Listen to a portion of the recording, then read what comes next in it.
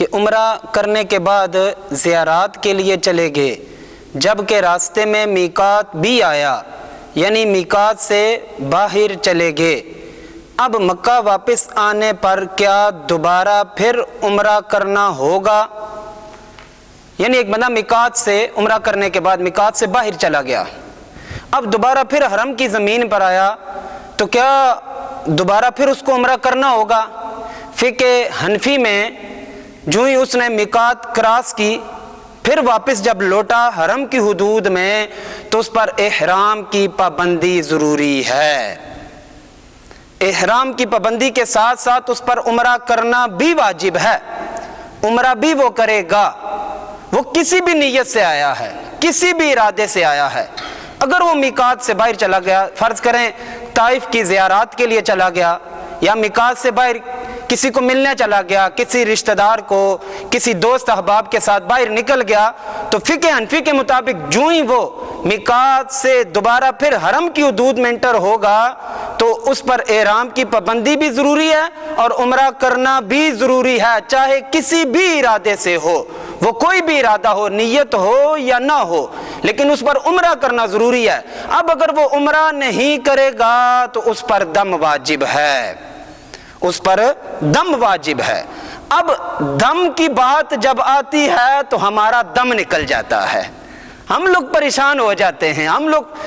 جلدی حساب کتاب میں لگ جاتے ہیں، وہاں کے ریال اتنے بن رہے ہیں تو پاکستانی کرنسی کے مطابق کتنے پیسے بن رہے ہیں، ہمیں ایک نیا دم لگنا شروع ہو جاتا ہے۔ تو دم میں ایک دمہ ذبح کرنا ہے یا ایک بکرا ذبح کرنا ہے حدود حرم کے اندر،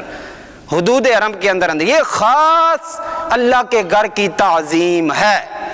اللہ رب العزت کے گھر کی خاص تعظیم ہے، یہ انہی کے ساتھ، یہ اسی گھر کے ساتھ خاص ہے کہ جہاں سے بھی بندہ آئے گا، میقات سے اندر آئے گا، حرم کی حدود میں آئے گا، اس پر احرام کی پابندی اور ساتھ ساتھ عمرہ کرنا واجب ہو جائے گا۔ ہم اس طرف توجہ نہیں کرتے، ہم نے مسئلہ سنا نہیں ہوتا ہے، ہم لاکھوں روپیہ لگا کر اس پاک زمین پر عمرہ اور حج کرنے کے لیے جاتے ہیں، لیکن ہمیں چند روپے دے کر مسجد میں آنے کی یا کرایہ لگا کر کسی کے پاس جانے کی توفیق نہیں ہوتی کہ ہم کسی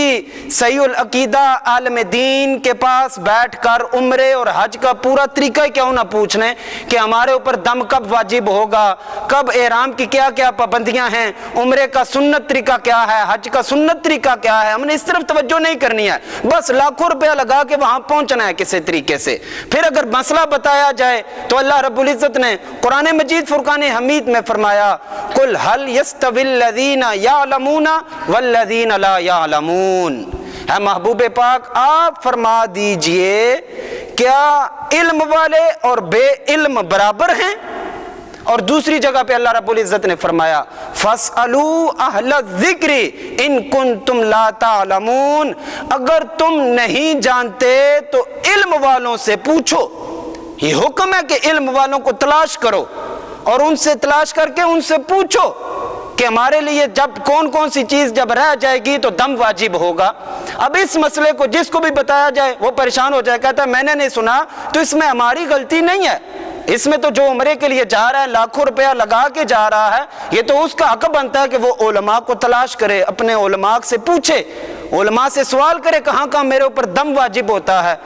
تو اس دم کے اندر ایک یہ بھی ہے کہ جو ہی بندہ میقات کو کراس کرے گا، جب واپس آئے گا حرم کے اندر، فقہ حنفی کے مطابق اس پر احرام کی پابندی بھی ہوگی، وہ احرام بھی میقات سے باندھے گا اور باندھنے کے بعد عمرہ بھی کرے گا، عمرہ نہیں کرے گا تو دم واجب ہے۔ دم کی تعریف میں نے آپ حضرات کو پہلے ہی بتا دی ہے۔ تو حضرات محترم، یہ مسائل سیکھنا ہم سب پر فرض ہے، علم حاصل کرنا ہم سب پر فرض ہے۔ لاکھوں روپیہ لگا کے جاتے ہیں تو خدا را مسائل سیکھنے کی بھی کوشش کریں۔ اگر کسی آدمی نے پہلے یہ اس پر عمل نہیں کیا ہے تو وہ اب بھی، کیونکہ دنیا تو گزر ہی جائے گی کسی نہ کسی طریقے سے، آخرت میں بڑی سخت پکڑ ہوگی۔ یہ اللہ کی حدود ہیں، یہ کوئی مذاق نہیں ہے،